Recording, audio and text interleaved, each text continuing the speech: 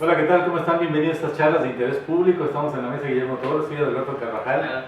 Hoy nos acompaña Vladimir Parra, él es el dirigente estatal del Movimiento de Regeneración Nacional, Morena, con quien vamos a platicar sobre los acontecimientos más recientes que ha tenido esta organización y los planes a corto plazo y también algunas opiniones que es importante recabar de Vladimir, de una gente como Vladimir, una gente de izquierda, con respecto a lo que está ocurriendo en el país y en el mundo.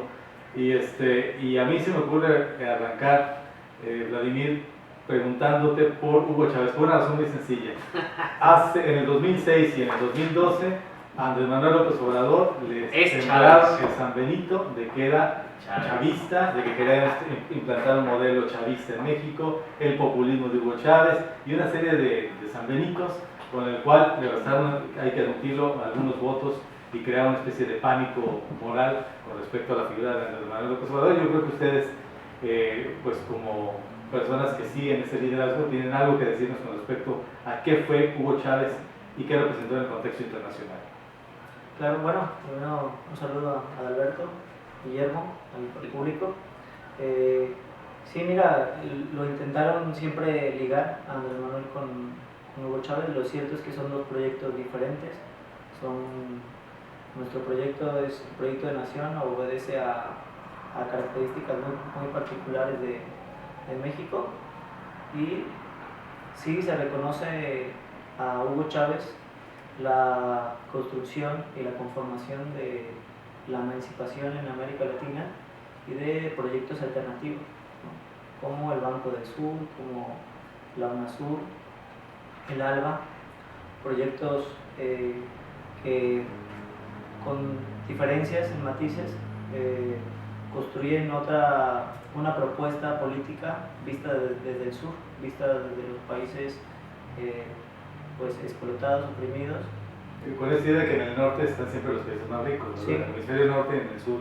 Pero en toda esta alianza de países del sur hay diferentes propuestas, ¿no? Es muy diferente el socialismo del siglo XXI de Chávez, a la Revolución Ciudadana de Correa, a pues, la propuesta también de Evo Morales y los gobiernos de los Kirchner en Argentina, el gobierno de Lula en Brasil. Todos estos obedecen a una perspectiva de un cambio social en América Latina, ¿no? Una visión desde abajo, desde la izquierda, en contra del sistema neoliberal y en contra pues, de la intervención del imperialismo norteamericano. Esto no quiere decir de que bueno, sean exactamente iguales los proyectos, ¿no? Yo creo que el proyecto de nación no obedece a una copia de Venezuela. El proyecto de nación de López Obrador fue hecho por intelectuales, por periodistas, por científicos mexicanos y obedece a la realidad nacional. ¿Por qué esa insistencia de un sistema donde se ha dicho que en distintas elecciones pues ha ganado la izquierda, pero que ha sido tan bien depurada la maquinaria del poder que no les ha permitido pues llegar? Mucha gente dice que no entiende cómo, por ejemplo, siendo Colima un estado tan priista, haya sacado tantos votos la izquierda. De hecho, no únicamente en esta elección, sino hace 6 años atrás. ¿Qué es lo que ha fallado? ¿Qué es lo que ha faltado?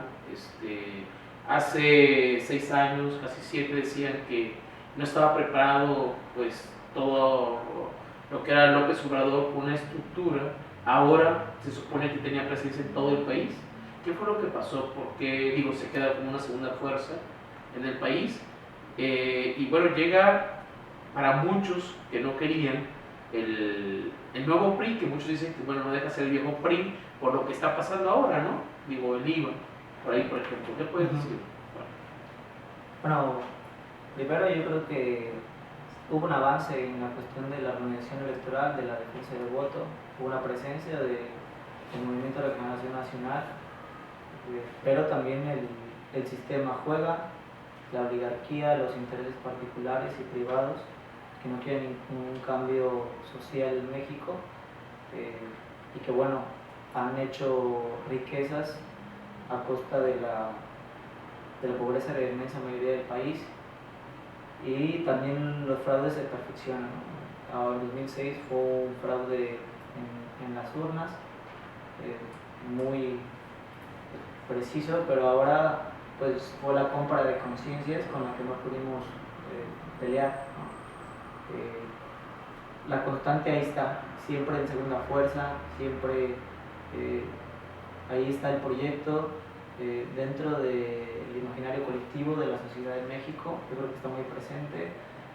Ahora el voto, sobre todo en las clases medias, en las que tienen acceso a internet, a educación, a los que van a la universidad, allí ganó López Obrador, ¿no? En las clases medias urbanas el voto fue muy favorecedor para nosotros. Las encuestas en las universidades también mostraban que el 85% de los universitarios votaron por nuestro proyecto, tanto las públicas como las privadas. ¿Qué fue lo que pasó? Pues bueno, la compra de conciencias, ¿no? Ya no, ¿dónde perdimos? En las comunidades más marginadas, en los barrios más pobres. Ahí fue donde el PRI llegó y dio las tarjetas Mones, 1,000 pesos, sacos de cemento, pisos, está documentado, y no pudimos hacer frente a esto, ¿no? Porque también las instituciones de México están en crisis, ¿no? ¿Cómo que no pudieron hacer frente a eso si dice el IFE y el Tribunal Electoral que ustedes fueron los que se excedieron en los gastos de campaña? Pues bueno, es el cinismo de las instituciones, ¿no? Lo que se ve, no se pregunta, ¿no? Todos vimos los gastos que hubo impresionantes del PRI, los que vimos de Calamari, pero no vas a ver todo lo que no vimos. Hasta licuadoras regalaron, sí. Mandiles. Oye, bueno, y de todo esto surge Morena, donde tú pues eres el representante en el estado de Colima. Esto es un avance, esto es una oportunidad para reorganizarse a nivel nacional, o es una fractura al interior de las izquierdas en México. No, yo creo que Morena representa una forma nueva de hacer política, una nueva corriente de pensamiento y una propuesta económica diferente, ¿no? Una política económica diferente. Y pues claro que el que estemos nosotros al frente significa que también hay un cambio generacional en los movimientos, y que también se tiene que ver en que haya nuevos liderazgos, ¿no? También la crisis de la izquierda fue de que 30 años eran los mismos ahí, que aunque llegaron por ideales nobles, después se fueron desvirtuando.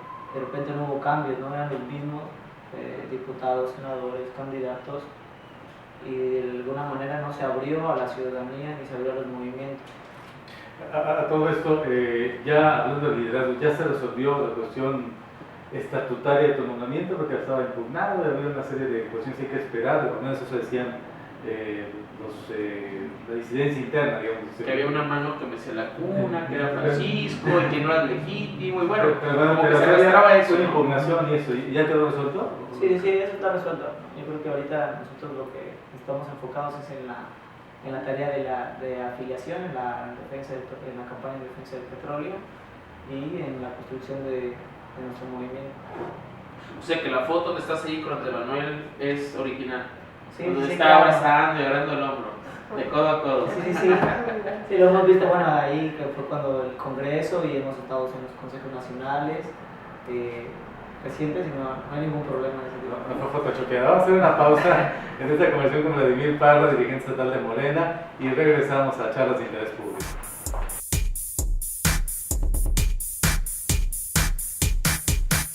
Ecos de la Costa, periodismo con historia. La historia nos da la razón a través del eco de la noticia. Tenemos más de 30 millones de visitas de nuestros lectores, modernizándonos en el periodismo electrónico por internet. ecosdelacosta.com.mx es noticia. Ecos de la Costa, líder del periodismo en Colima.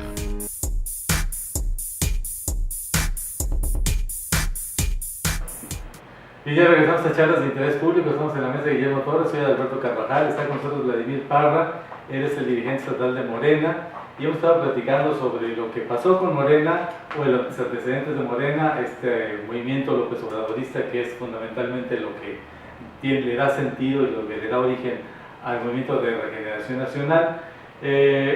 Vamos viendo qué es lo que ocurre actualmente con Morena. Hay un expediente que a mucha gente inquieta y algunos no acabamos de entender.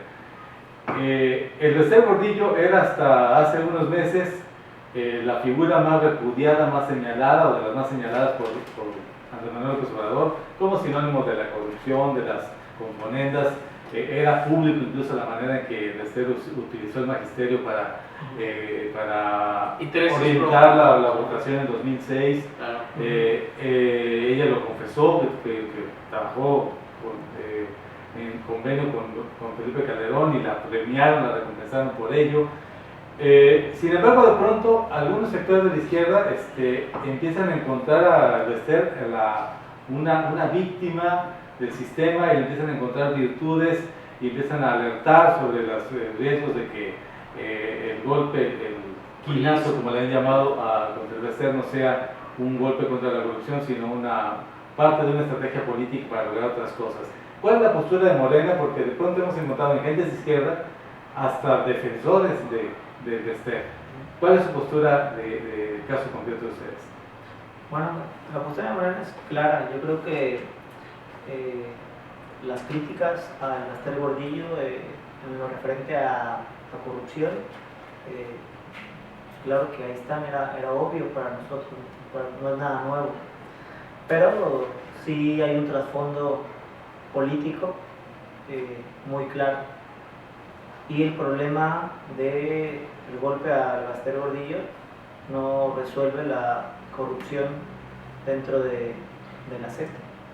Nosotros no defendemos el Bester, nada más decimos por qué está ahorita, ¿no? Y debe de verse de una manera más amplia, ¿no? Otros sindicatos como Romero de Champs, el petrolero, como el sindicato petrolero, y también de que nosotros vemos como un ajuste de cuenta entre pandillas, ¿no? Entre mafias. Entonces, pues sí está bien, pero también hay que ver qué pasó con los casos de Monex, qué pasó con el desvío de recursos de los gobiernos del Estado hacia el PRI, qué pasó también con los expedientes abiertos ahí con Peña Nieto, qué pasa ahí también, ¿no? Mucha gente ha considerado que, pues, de alguna manera esto del Bester Gordillo pues es para legitimarse Enrique Peña Nieto, porque pues en las votaciones tenía, pues, la mayor parte de la gente no estaba con él.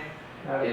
También se dice que puede ser una cortina de humo por esto del IVA, ¿no? Que quieren implantar el IVA en alimentos y medicinas, cosas que no había hecho pues el panismo.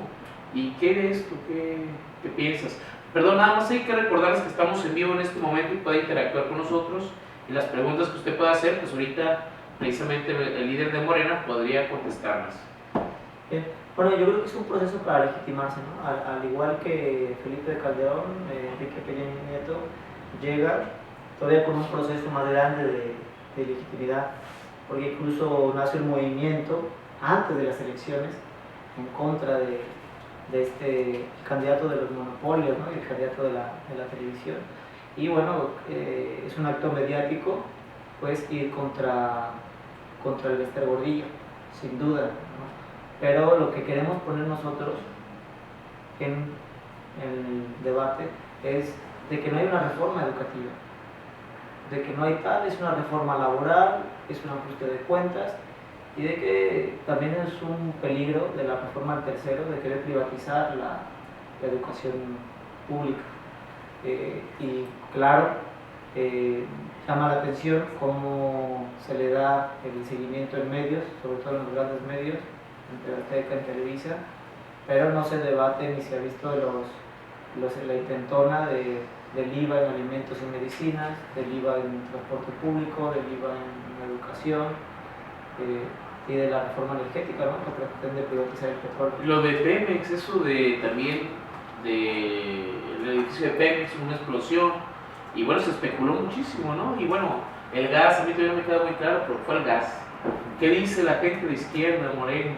Bueno, que como todo, no es algo que esté claro, es algo que hay que sospechar, y más que nada centrar el debate, ¿no? Lo que se está jugando es la privatización del petróleo, con eso el 40% del Producto Interno Bruto del país, del PIB, 40 centavos de cada peso, y toda posibilidad de desarrollo para nuestro futuro, eso está en juego, ¿no? Entonces nosotros decimos, ahí hay que poner Si atención. quieren privatizar, Andrés Manuel y Morena se levantaría, le demostrarían a la gente que no lo van a permitir. Sí, por supuesto, ahí nosotros tenemos como prioridad ahorita la campaña en defensa del petróleo y de la economía popular, pero también hay pasos, ¿no? No es de que nos levantaríamos. Para nosotros ahorita es prioridad informar a la gente, concientizar mediante foros, mediante debates, destinamos un periódico de regeneración a la cuestión del petróleo, estamos volanteando en plazas públicas, al mismo tiempo que sigue el proceso de afiliación al partido, y después de esto, sí, organización para la acción, ver qué cosas hacemos más concretas, y luego la movilización, ¿no? Las movilizaciones que están programadas para julio, y en este mes, el día del 18 de marzo, habrá una movilización a nivel nacional en los 22 estados. Pero tiene razón, mientras los temas de fondo, los temas realmente a debatir son esto, la eventual privatización de Pemex o la generalización del IVA en todos los productos y bienes que consumimos, pareciera como que lo que llama, lo que roba, lo que atrae, capta la atención, esa es la palabra, que capta la atención de los grandes medios de comunicación es si los maestros van a perder su base o no por un examen que les hagan o demás. Y yo sí quisiera que nos dejaras muy claro cuál es la relación de Morena con la CENTE, ya no con el CENTE, sino con la Coordinadora Nacional de Trabajadores de la Educación. ¿Hay afinidad o ha mitado su rayo? Sí, bueno, hay ciertas cosas en las que se concuerda, ¿no? Sobre todo en la denuncia, la corrupción del Baster Gordillo y del CENTE, en la defensa de la educación pública. En esas hay cosas que estamos de acuerdo, pero políticamente no hay independencia, pues. No es de que la CENTE esté en Morena. El CENTE no se muere.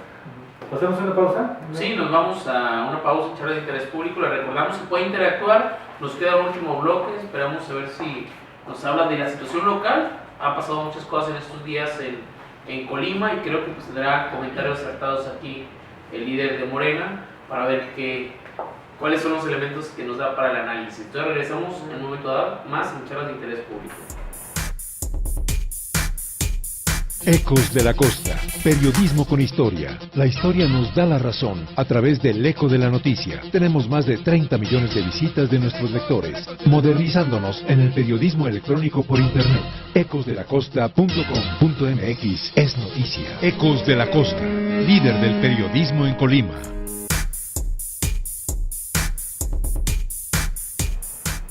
Regresamos a charlas de interés público. Recuerden que pueden interactuar con nosotros.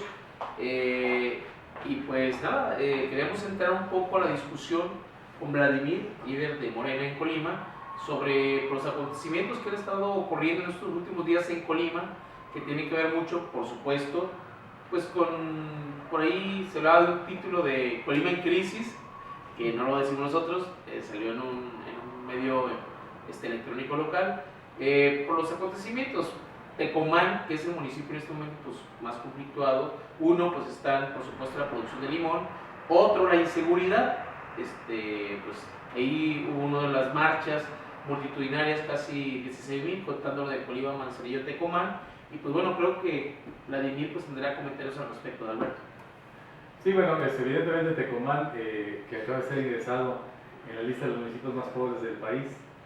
Yo no sé si porque cada estado tiene que aportar uno, pero es sintomático que hayan elegido Tecomán, que hasta hace algunos años era la chequera verde del estado, era el municipio que aportaba el principal... La capital mundial del limón. Sí, el Producto Interno Bruto de Colima en buena medida salía de los campos de Tecomán. Hoy es el municipio más pobre, junto con Armería, y ahí también está focalizada la inseguridad. Están evidentemente relacionados estos dos fenómenos, el colapso agropecuario con la inseguridad en Tecomán. ¿Cuál sería la visión de Vladimir Parra sobre este tema? No, nuestra visión es de que más allá de los problemas locales, tiene que ver con la implementación del sistema neoliberal. Las consecuencias de la crisis que hay en el campo, la crisis que hay de inseguridad, la crisis que hay laboral, la crisis que hay de la deuda en los municipios, es consecuencia del sistema neoliberal que han implementado los gobiernos del PRI y el PAN desde 1982. Entonces, que es económicamente empobrecedor, y vemos que en Colima económicamente la pobreza ha aumentado, socialmente excluyente y políticamente autoritaria. Y son los rasgos que ahorita estamos viendo en el Estado, ¿no? Una pobreza a la alza, ¿no? Una exclusión de la sociedad, porque al entrar en crisis el campo y no tener alternativas, pues la gente ha visto pues, la cuestión de ahí aprendido de la delincuencia organizada, ¿no? Y es un problema de la política económica que se ha aplicado. Cuando se abandona el campo, cuando el gobierno ha abandonado el campo y se ha privilegiado la importación y el mercado externo en vez del mercado interno, pues bueno, el narcotráfico ha ocupado un lugar ahí y ahorita estamos viviendo las consecuencias. En Colima, en la zona rural, ya hay datos que de alguna manera ponen pues, da temor, porque aparte de los robos que hay de cosas muy útiles, tal parece que el campesino muestra un temor a esa parte que dices del... ¿Tú crees que el narcotráfico sí está ocupando espacios en Colima? Pues por supuesto, ¿no? Los índices de violencia ahí son claros, ¿no? Los índices de desempleo, de marginación, ahí están muy claros. Antes no existía, yo creo que estamos hablando de la peor crisis de seguridad en la historia del Estado, porque no es poca cosa decirlo. Y no solo el narcotráfico, porque lo que estamos viendo de las expresiones de la delincuencia organizada es pues el cobro del piso, las extorsiones, los secuestros, la venta de protección, el cobro de protección, es decir, la aparición de poderes fácticos extrajurídicos que están haciendo valer su propia ley en algunas partes del Estado, como ya ocurre en Michoacán, ¿no? Vladimir, ¿tú consideras que el gobierno del Estado ha dejado de hacer cosas al respecto? Ha dejado de hacer cosas y ha hecho cosas mal también, ¿no? ¿Cómo qué? Sobre todo, pues la política de seguridad, ¿no? La política de tolerancia cero, la política de necesario más policías, más armas. Esto nos lleva a un callejón sin salida, ¿no? Protocolos de seguridad, etcétera, etcétera. Cuando sabemos que ahí no está el problema y que muchas veces también hay que temer también al crimen organizado, pero también a las autoridades, ¿no? Hay una represión hacia los movimientos sociales, hay una represión hacia la ciudadanía y se han violado los derechos humanos. Está el caso de la protesta contra Enrique Peña Nieto, está el caso de Lomas Verdes, donde se utilizan otra vez halcones infiltrados. Las políticas del salinismo vuelven, así como el quinazo y el pastel, bueno, también en seguridad vuelve el salinismo. Y a todos los ciudadanos, ¿no? En el día a día también ha habido muchas denuncias. Ahí habían las encuestas del INEGI, el 70% de los colimenses se sienten en un clima de inseguridad. Las denuncias en contra de la Procuraduría han aumentado el 300%. Entonces están los datos, son muy fríos, las cosas están haciendo mal.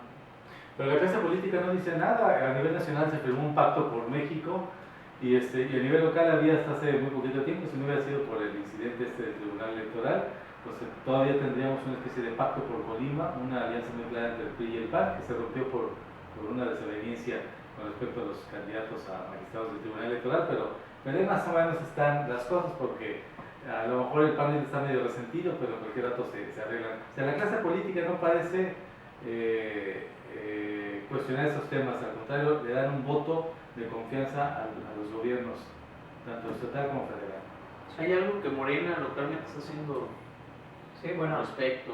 Primero que otra vez es la política del salinismo, ¿no? La cooptación de la izquierda, como el programa Solidaridad, así como ahorita la brigada por la cruzada contra el hambre, y que en esencia es el mismo proyecto.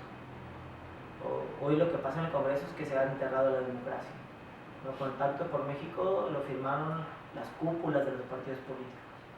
solamente, a espaldas de la nación, a espaldas del pueblo de México, se firmó esto, en donde se demuestra que no hay diferencias grandes, solamente diferencias entre matices. Dice Gramsci que cada partido político expresa un proyecto, pero que en determinadas épocas históricas existen los partidos orgánicos, que uno o varios partidos políticos expresan el mismo proyecto. Y es lo que está pasando.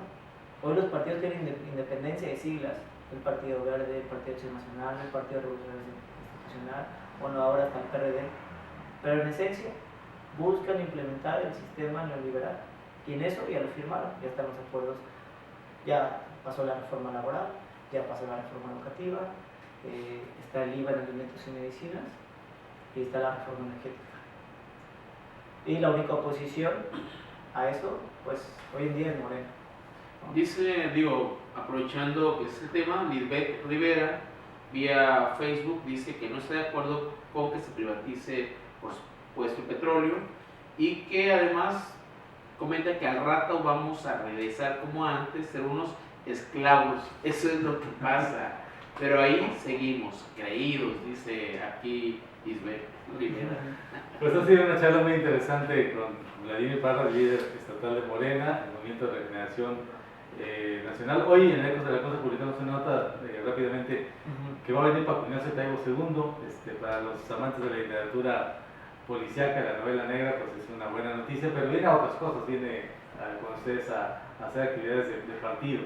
Sí, en el marco, en la defensa del petróleo, muchos de los intelectuales, científicos, periodistas que están en el Consejo Consultivo de Morena, pues nos están ayudando, están viajando por todo el país, y Paco Ignacio viene en este marco de la defensa del petróleo, va a dar una charla, el petróleo es de todos, todavía hace falta confirmar el lugar y la hora, pero es un hecho que el 16 de mayo nos acompañará, así como otros especialistas del Consejo Consultivo van a estar, y vamos a dar a conocer las actividades. El 18 de marzo, pues invitar a la gente a la movilización que tenemos en defensa del petróleo. Vamos a partir del Jardín de la Piedra Lisa a las 4 de la tarde, y vamos a ir al Jardín Libertad. Pues que yo creo que esa es la lucha que hay que dar, ¿no? La lucha por las conciencias. Hay que introducir al discurso social pues, todos estos temas para que la gente vea que hay alternativas, hay unas visiones del mundo distintas a las que nos han vendido. Es decir, no sé si sentirse orgulloso o desalenta. Tenemos en primer lugar el más millonario del mundo, ¿no? Telmex. Sí, bueno, esta política de privatizaciones nos ha llevado a esto, ¿no? La privatización de las carreteras, del sector público, pues no ha llevado a un estado de bienestar, al contrario, ha llevado a un estado de pobreza y de marginación en el país. Con todos los matices que esto pueda tener, desde un sistema de proteccionismo al interior para favorecer el establecimiento de estas fortunas y que sean competitivos al exterior. Curiosamente nos venden todo este esquema de la competitividad, pero al interior del país, para que puedan consolidarse estas capitales, no hay una competencia real, hay ciertos monopolios. Sí, es el mito del libre mercado que nos quieren vender. Lo cierto que el Estado no es neutro, el Estado en el sistema neoliberal, claro que es activamente pues ayudando a los intereses de la oligarquía, ¿no? Hemos quedado en el mercado cautivo, no libre mercado. Claro. Bueno, pues terminamos así esta charla. Guillermo Torres, muchas gracias. Soy Alberto Carvajal, muchas gracias a Vladimir Parra por haber estado aquí en estas charlas de interés público, y nos vemos la próxima. Muchas gracias por interactuar.